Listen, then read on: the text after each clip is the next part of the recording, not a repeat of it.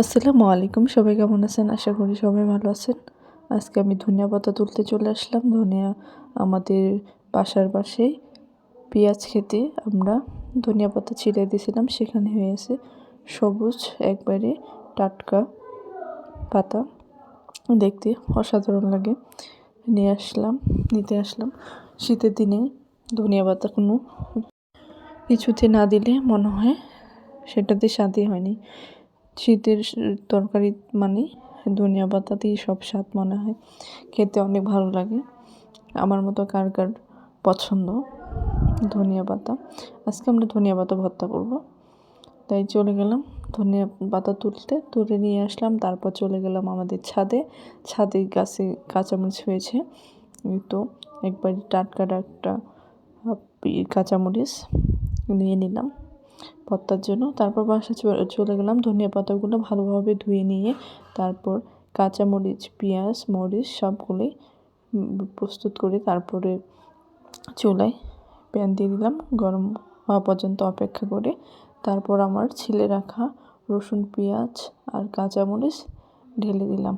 তারপরে হালকা আছে আমি এখন ভেজে নেব, সেটা তেল ছাড়া ভেজে নেব, তাহলে ভর্তাটা ভালো লাগে।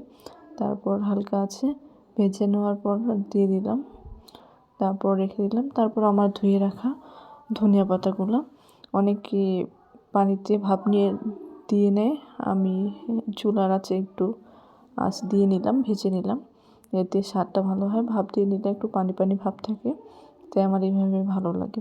তারপর আমি চলে গেলাম পাটায় ভর্তা বাটতে। পাটায় বেটে খাওয়ার মজাই আলাদা। ব্লেন্ডারও ভর্তা করা যায়, তবে পাটার ভর্তা অন্যরকম স্বাদ। কে কে খান আমার মতো পাটায় বেটে জানাবেন। কিন্তু আমি পাটায় বেটে নিচ্ছি, সবগুলা দিয়ে দিলাম, যেমন রসুন, পেঁয়াজ বেটে নিয়ে তারপর আমার এই যে ধনে পাতা ভেজে নেওয়া দিয়ে দিলাম পাটায় নেওয়ার পর সবগুলোই বেটে নিলাম। আস্তে আস্তে বেটে নিচ্ছিলাম, এটা দেখতেও অনেক ভালো লাগতেছিল, একবারে সবুজ পাতা। তারপর আস্তে আস্তে বেটে নিচ্ছিলাম সবগুলোই একবারে মিক্স করে।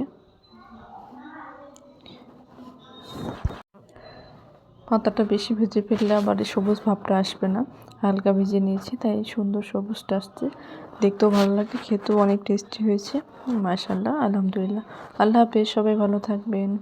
আমার চ্যানেলটি সাবস্ক্রাইব করবেন, লাইক কমেন্ট করবেন।